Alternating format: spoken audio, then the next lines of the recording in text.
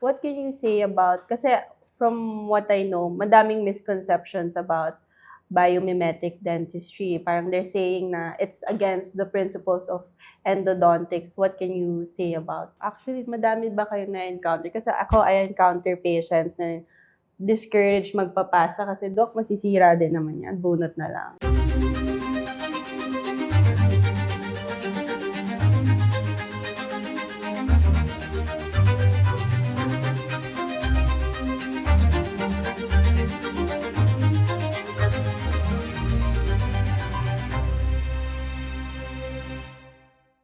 Welcome to Safe Space, transforming dental care with technology and collaboration.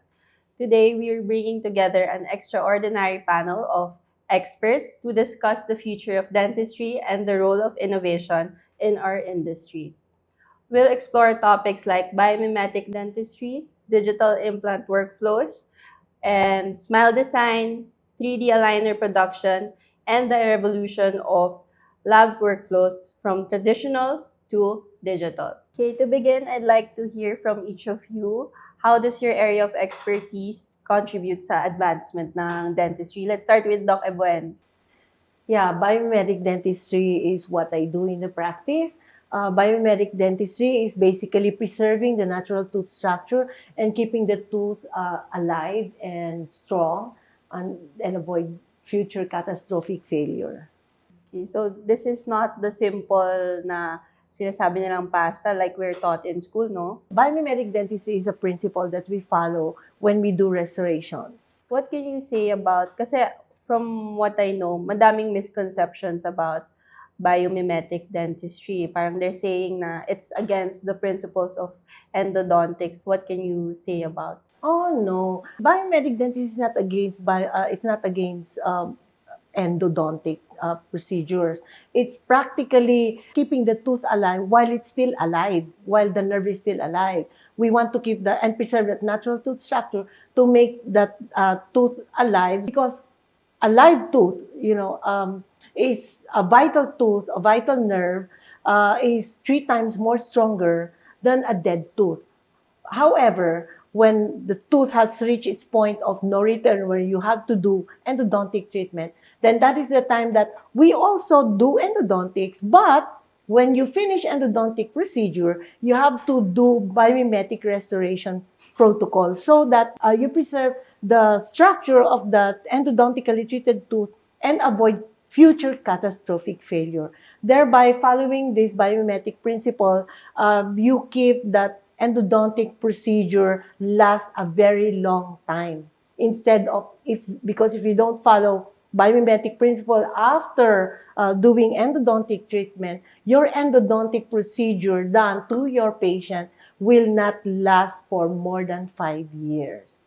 Paano ba naiiba yung steps from a simple restoration to a biomimetic restoration? Doing biomimetic dentistry, we follow protocols. It's a principle. It is not a technique, but more of we follow the principle of doing restorative procedure.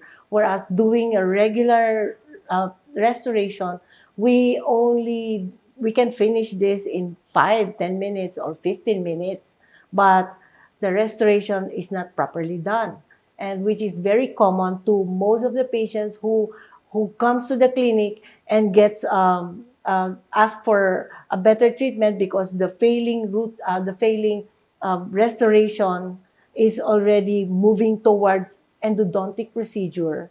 If we get to test the tooth and the test comes out to be positive, like the nerve is still vital, then we don't proceed to endodontic procedure, but we preserve the tooth structure and keep the tooth alive as much as we can, because again, preserving a live tooth, a live nerve, will make the tooth more stronger instead of doing endodontic right away, because when you lose a natural vital nerve, a vital pulp, that endodontic procedure will be subjected to future fracture and failure eventually, which is very common to many patients who went through root canal treatment, and then after a few years, they go back to you and they start to see pimple-like nodule coming out of their gums, then that's already a sign, or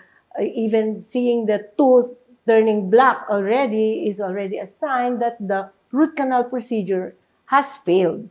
But we can avoid this failure if we do a good good endodontic treatment, and then follow it with a final restoration doing biomimetic principle. Actually, madami ba kayo na-encounter? Kasi ako, I encounter patients na discouraged magpapasa kasi, Dok, masisira din naman yan, bunot na lang. So, I guess, magandang i-incorporate, no, ang biomimetic, lalo na at these times. Yeah, as long as the tooth, as long as the nerve is vital, you get to keep the tooth and save that tooth and avoid future death. So it works together with proper materials to be used. It like works with, adhesives or yes, it bonding. works with proper materials, good bonding system that are available in the market, and yeah. And composites, and then Yes. other liners and we can How about you, Dr. Louie?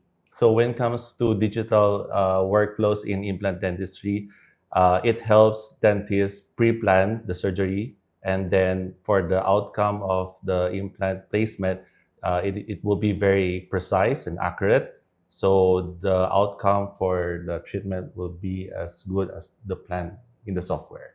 So, how long have you been practicing implant dentistry? I started with my implant training 2007 up until now, so still undergoing continuous education training in some part of the countries. So What countries have you been to for your trainings, Doc?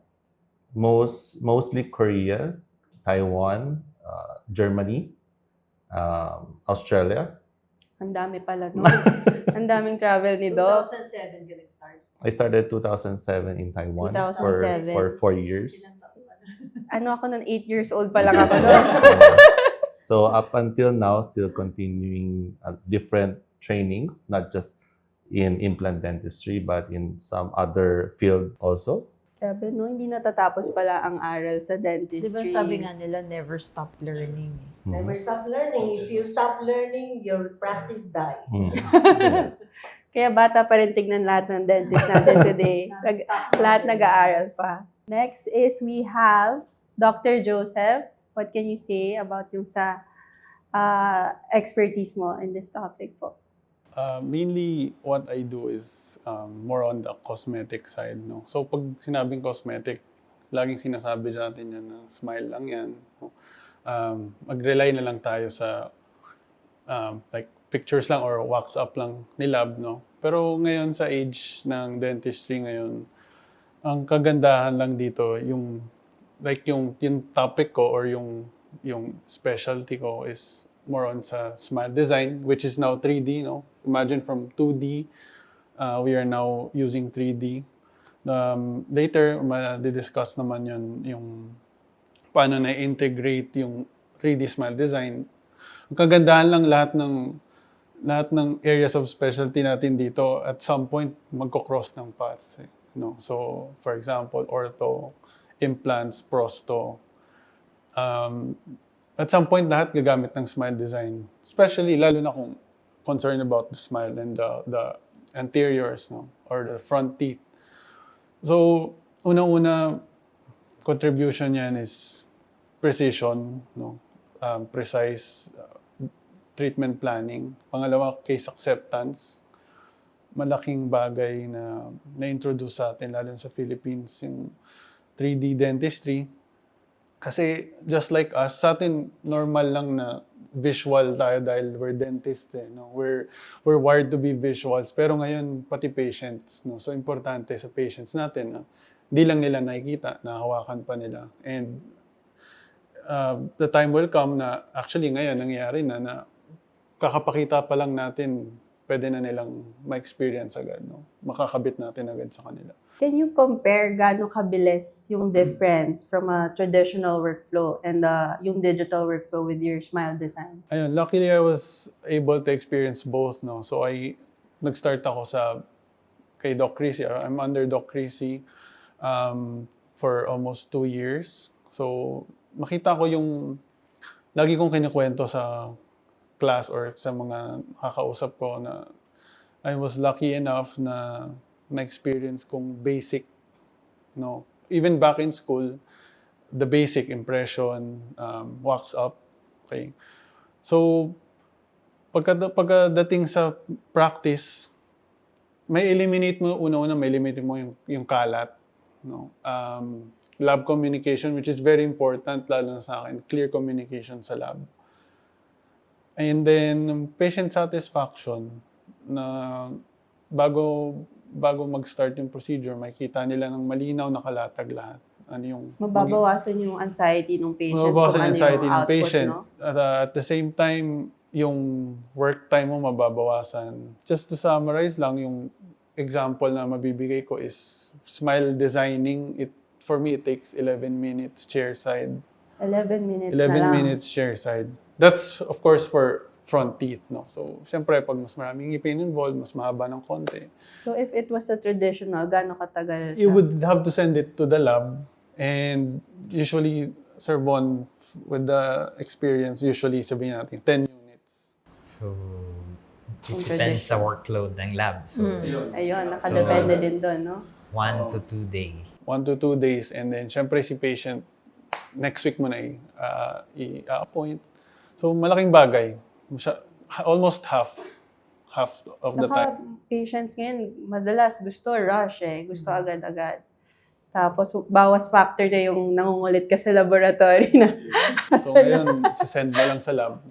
After a few hours or even days lang, balik na sa'yo. So, pero ngayon, ikaw na yung nagde-design So, Yes. Oo. very, Lalo na advanced ngayon, na. ang dentistry ngayon more on sa details. So, kung ano yung gusto mo, may express mo yung sarili mo dun sa artwork na yun. Which is, that's what we're all about here, is the art.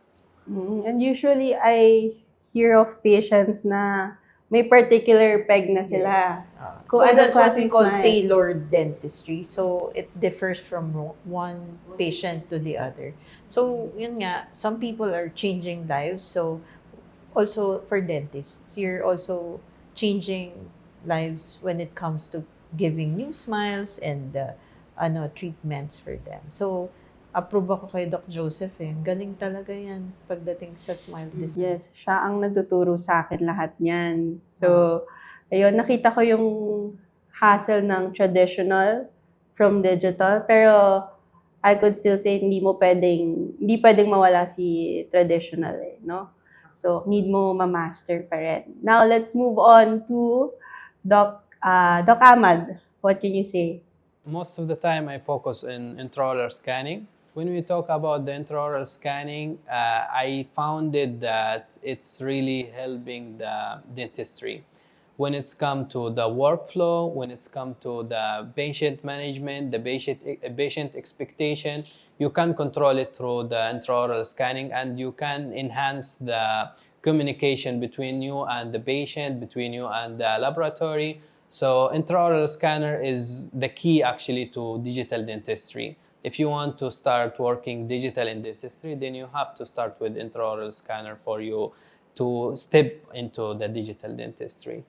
In what cases pinaka-beneficial ang intraoral scanning? Actually, most of the cases you can use the intraoral scanning, but for me, I see the most important or the most beneficiary is the ortho treatments, because you can show to the patient at the same appointment what is the result, what is the treatment, how we can manage this case. Then the patient also has the expectation. You can reach the expectation of the patient at the same appointment. Wala na yung imagine part ng patient Exactly, na yeah. with the normal cast, no? Mas madali na ngayon. So, especially, Makikita agad yung immediate na And the patient can tell what he wants actually and what he wants the final result to be. So you can also reach a treatment with the patient. Of course, the patient opinion is important for us. magandang addition talaga in your clinic if you're practicing orthodontics. Maganda ang intraoral scanning and digital workflow. Now, let's go to Doc Chrissy naman. What can you say? So, 3D printing in aligner design is quite new sa Pilipinas. Very, very new. So, it came from Korea as well. Yung sinabi nga ni Doc, very, very advanced ang technology sa Korea. So, I'm quite, actually, wala si Sir Mark ngayon, pero I'm quite thankful to have met Mark, one of our speakers sa 3D printing. And he was able to introduce us na, Doc, merong available na technology ngayon. Kasi parang, I've been practicing dentistry for the past 20 plus years. Thankfully, the aligner technology keeps getting better and better every day. So, because of these cases, which you will have to choose, it's with proper diagnostics pa rin, like what Doc Louie would say, you will be able to tell if you want to do an aligner or if you just want to do a traditional method of orthodontics. But the technology, because of its precision in terms of the software design and the 3D printing, adds up more benefits para dun sa patient, which is predictable, and then yung turnaround mas mabilis. So, like in our workflow sa clinic, we can say to the patient na unlike before, a few years back, sorry, if nagmamadali ka, we won't be able to do an aligner. Kasi nga, we have to wait for a month's time bago mabibigay yung aligner na trace sa'yo.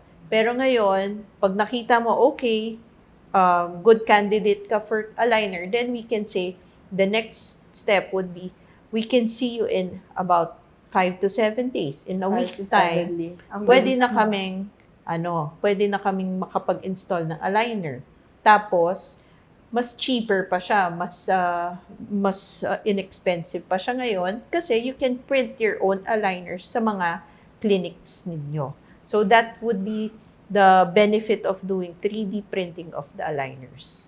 In simpler terms, how can you differentiate yung mga aligners ngayon sa market from the shape memory aligners? So a shape memory aligners is considered to be well adapted, mas maganda yung fit niya, and it can move the teeth much more faster. So yung technology na yon, it's only that company na meron, and may isa pa, they're really pushing the boundaries of tooth movement. So there are a lot of research and a lot of speakers all over the world na sinasabi na talaga, in 6 months' time, simple cases can be fixed with aligners, di ba? So, except yung mga, syempre, yung mga mahirap na class 2, skeletal class 3, it's not.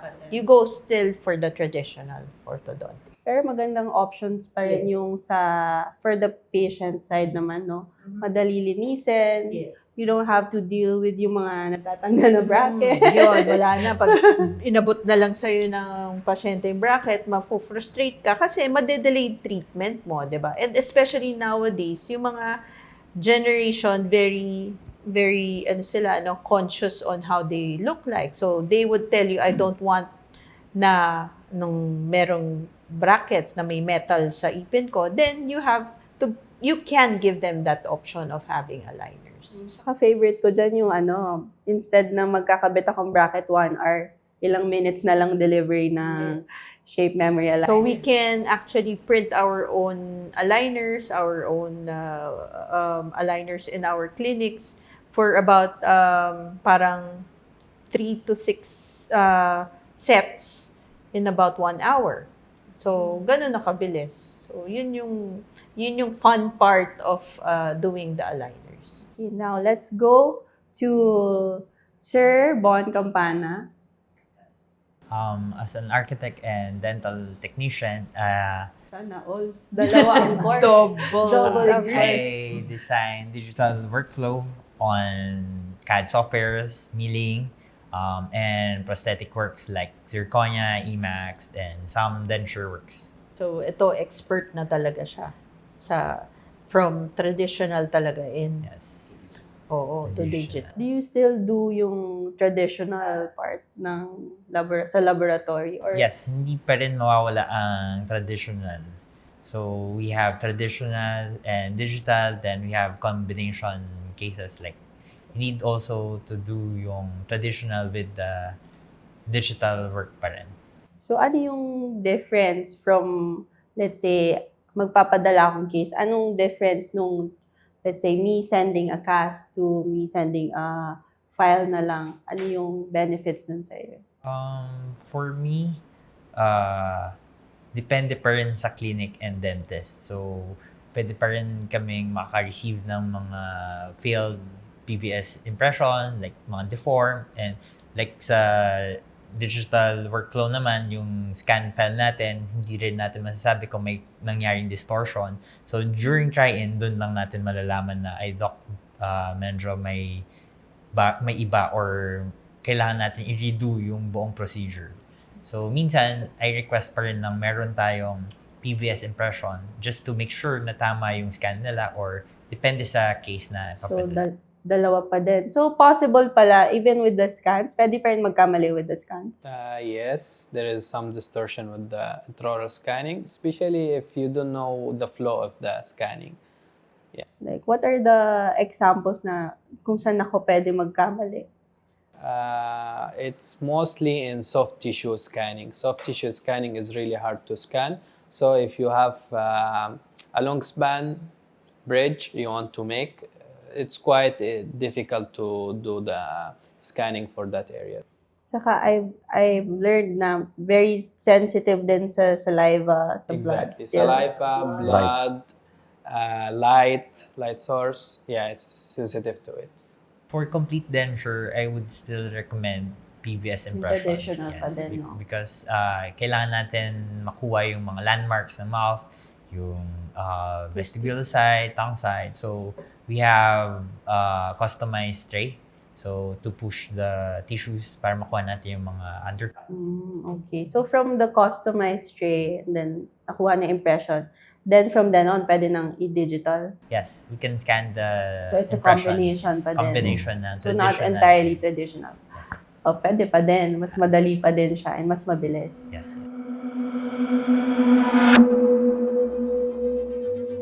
Can you share a memorable story or feedback na na-receive niyo from any Safe Space workshop? Actually, I'm very happy with Safe Space. One of the experience of the participants that I taught, they really call or send private message to me and tell me na, grabe doc, ang dami kong na-save na tooth. Can you imagine? Dapat pala hindi ko na root canal yung mga ngipin dati, yung mga ganong cases, like close to root canal, pwede pa palang ma-save. They mentioned that they are really happy with the intraoral scanning. Before, while they are still doing the manual impression, they used to keep their cast for how long period, then it's getting too much space in their clinic. They said na they were updated with the new procedures or techniques, no.